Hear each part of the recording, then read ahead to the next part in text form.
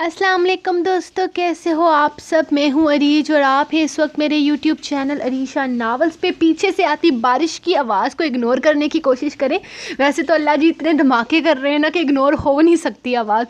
यकीन करें मैं 9 बजे से बैठी हुई हूँ कि मैं अभी रिकॉर्डिंग करूँगी मेरी एपिसोड तैयार है, लेकिन अल्लाह जी ने इतने धमाके किए आसमान से, मतलब इतनी तेज़ बारिश हुई है और फिर इतने बार वो बादल गरज रहे कि ठा ठा ठा ठा, मतलब ऐसा लग रहा है गोलियां चल रही हैं। तो बहुत ज़्यादा आ रही है वो आवाज़ आ रही है। तो मेरी मम्मा, मुझे बहुत डर लगता है जब ऐसे बारिश से नहीं डर लगता, ना बर्फबारी से डर लगता है, किसी चीज़ से नहीं लगता, लेकिन बस वो जब ऐसे आवाज़ आती है ना तब बहुत ज़्यादा डर लगता है। क्योंकि वो नहीं होते आप, पता नहीं आप लोग क्या बोलते हैं, लोहे के टाट का पता है आपको।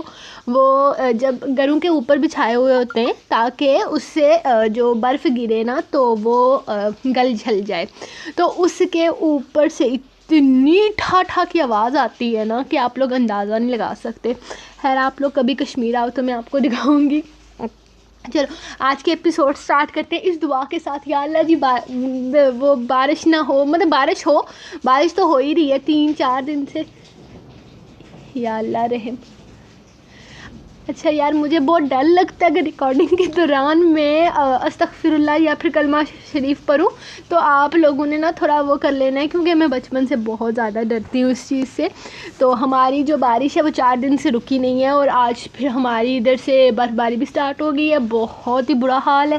खैर दुआ करें कि हमारा जो सिस्टम है सेट हो जाए, अल्लाह खैर करे। स्टार्ट करते हैं हम एपिसोड। जान तेरे कदमां विच रखी हुई है किस्त नंबर 28 तहरीर अरीज शाह।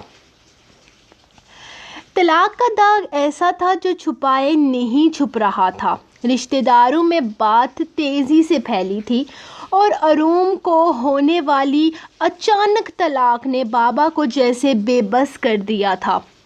वो किसी से नज़रें नहीं मिला पा रहे थे। इनकी बेकसूर बेटी लम्हे में बर्बाद हो गई थी। इन्हें कुछ समझ नहीं आ रहा था अचानक इनके भाई ने इनके साथ क्या कर दिया था। ये दुख किसी तरह कम होने का नाम नहीं ले रहा था।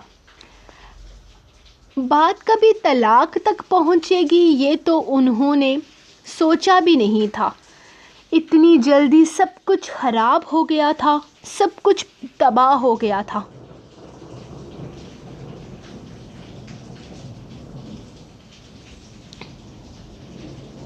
और वो बिल्कुल बेबस थी, कुछ भी नहीं कर पा रहे थे। इस रात से ही वो अस्पताल में दाखिल थे। डॉक्टर ने इनकी तबीयत खराबी की वजह इनकी परेशानी बताई थी। जो कुछ हो चुका था इसके बाद परेशानी तो एक नॉर्मल सी बात थी। वजदान अपने घर वापस नहीं गया था, बल्कि मुसलसल इन लोगों के साथ था, इन लोगों को हौसला दे रहा था, इनकी हिम्मत बांध रहा था। अरूज को तो वो आज से पहले कभी अच्छा नहीं लगा था। वो हमेशा से इसे नापसंद करती थी, क्योंकि वो इस इंसान का बेटा था जिसके अंदर सिवाय लालच के और कुछ भी नहीं था। लेकिन वजदान इनसे अलग था। इस चीज़ को इसने अब समझा था।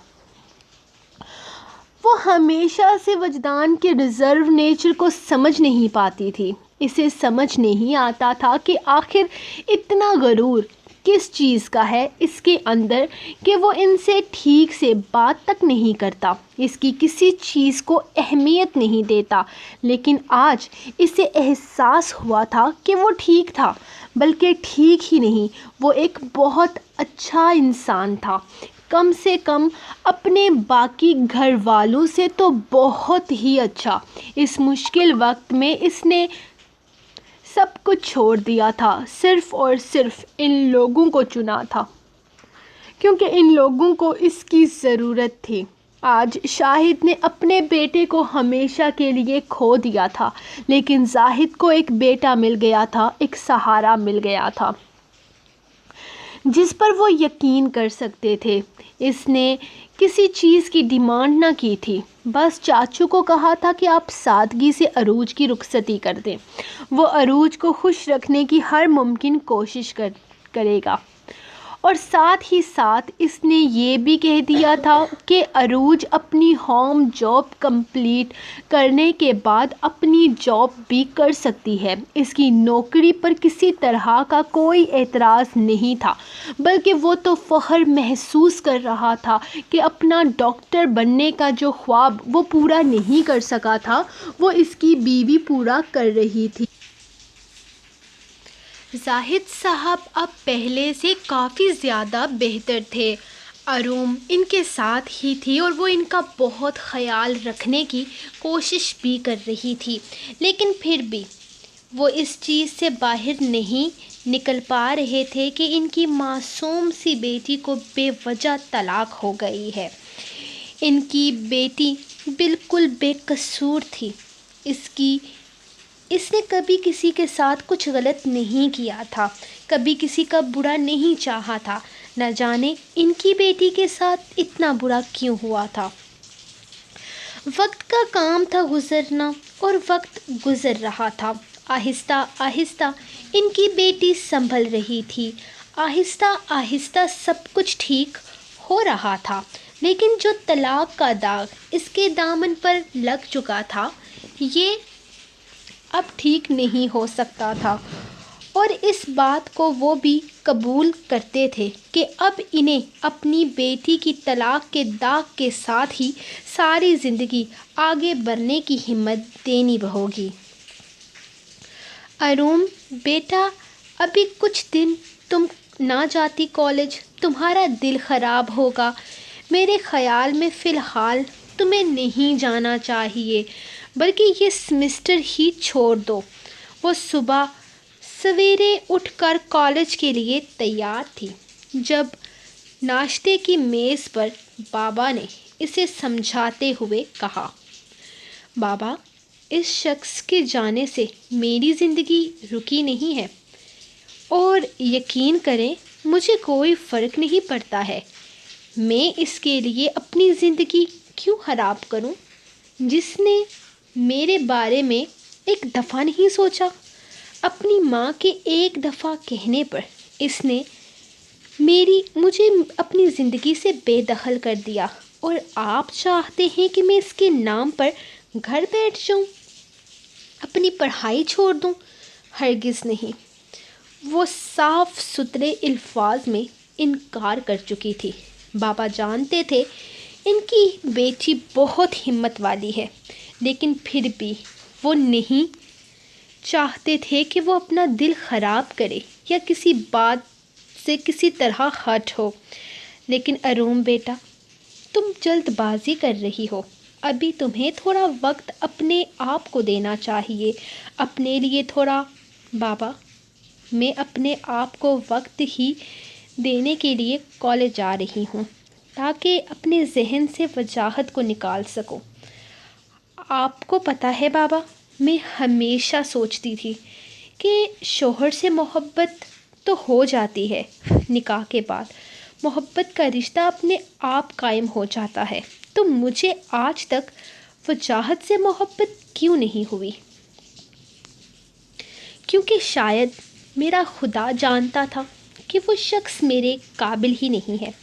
اس نے کبھی میرے دل میں وجاہت کے لیے محبت کا جذبہ پیدا ہی نہیں کیا، اور یقین کریں، مجھے اس یقین کے ساتھ میں بہت جلدی اپنی زندگی میں آگے بڑھ جاؤں گی۔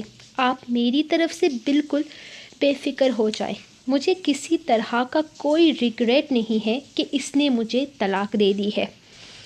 ہاں، لیکن اس فیز سے نکلنے کے لیے مجھے تھوڑا سا وقت درکار ہے، لیکن میں ٹھیک ہو جاؤں گی۔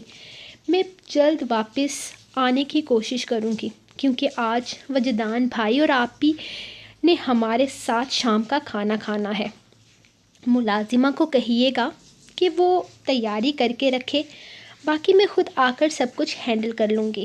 میں نے پھپھو کو بھی بلا لیا ہے، وہ بھی شام کو ہماری طرف ہی آ جائیں گی۔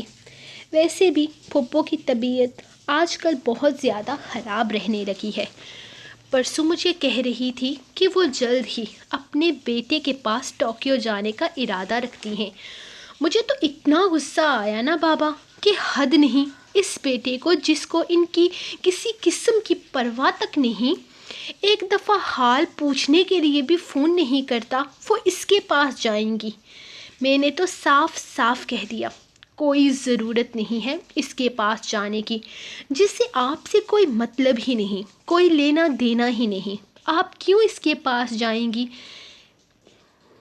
जाने की बात करती हैं। वो नाश्ता करते हुए टॉपिक चेंज कर चुकी थी। वो इसका बेटा है मेरी जान, और वो इससे मोहब्बत करती है, इसके पास रहना चाहती है। तो वो भी तो इनसे मोहब्बत करे ना। वो कितनी अच्छी हैं, सबसे प्यार करती हैं। कम से कम इनके बेटे को इनका एहसास तो होना चाहिए। वो बीमार हैं, इसे इनके पास होना चाहिए। बेटा, कुछ चीज़ें तुम नहीं जानती हो। बहुत कुछ ऐसा है जिसकी वजह से वो तुम्हारी फूफी के साथ नहीं रह सकता। कुछ गलतियाँ तुम्हारी फूफो की भी हैं जिन्हें हम नज़रअंदाज नहीं कर सकते। खैर छोड़ो इस टॉपिक को, तुम जल्दी से नाश्ता करो, लेट हो रही हो तुम। बाबा ने बात ख़त्म कर दी तो वो भी जल्दी जल्दी नाश्ता करती इन्हें खुदा हाफिज़ कहकर कॉलेज जा चुकी थी। कॉलेज में आकर इसे एहसास हुआ था कि ज़िंदगी का असल इम्तहान तो अब शुरू हुआ है। इसकी कितने ही क्लास फेलोज़ इसके पास आकर इजहार अफसोस कर रही थी कि इसकी तलाक का सुनकर इन्हें दुख हुआ है। ये बात तो जंगल में आग की तरह फैलती जा रही थी। 2-3 टीचर्स ने भी आकर इससे इजहार अफसोस किया था कि इन्हें भी इसके तलाक के बारे में सुनकर बहुत दुख हुआ है। हालांकि वो खुद इतनी दुखी नहीं थी। आजकल तो इसकी ज़ात एक गर्मा गर्म टॉपिक बन गई थी। हर कोई इसके बारे में बात कर रहा था। बाबा कह रहे थे फ़िलहाल इसे कॉलेज नहीं आना चाहिए। वो इतनी भी बहादुर नहीं थी कि इन सब चीज़ों का मुकाबला कर पाती। वो कैसे फेस करेगी ये सब कुछ। अस्सलाम वालेकुम बेटा, कैसी हो तुम? मैंने सुना है कि 2 हफ्ते पहले तुम्हारा डिवोर्स हो गया है। बेटा निकाह तो तुम्हारा 3-4 साल पहले हुआ था ना। इसकी टीचर इसके पास बैठते हुए इससे कहने लगे। वो एक गहरा सा सांस लेकर हल्का सा मुस्कुराई और फिर हाँ में सर हिला दिया।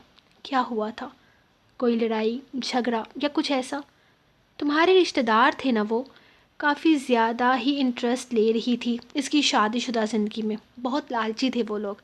मेहंदी वाले दिन अचानक आकर डिमांड करने लगे जो हम पूरी नहीं कर सके। बस इसीलिए मामला तलाक तक पहुंच गया। वो बड़ी मुश्किल से जवाब दे पाई थी जब इसकी टीचर ने आहिस्ता से इसके सर पर हाथ रखा।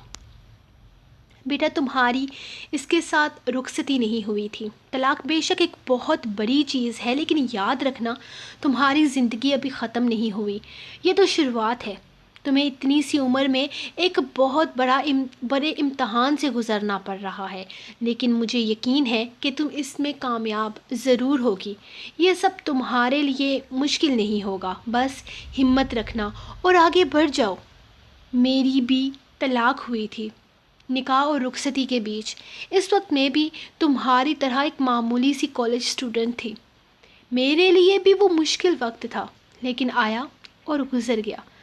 मैंने हिम्मत नहीं हारी। लोगों की बातों को सर पर सवार मत करना। लोगों का काम है बातें करना और किसी को आगे बढ़ते नहीं देख सकते, लेकिन तुमने आगे बढ़ना है और इन्हें बताना है कि तुम्हारी ज़िंदगी यहाँ पर ख़त्म नहीं हुई, बल्कि यहाँ से तुम्हारी ज़िंदगी शुरू हुई है।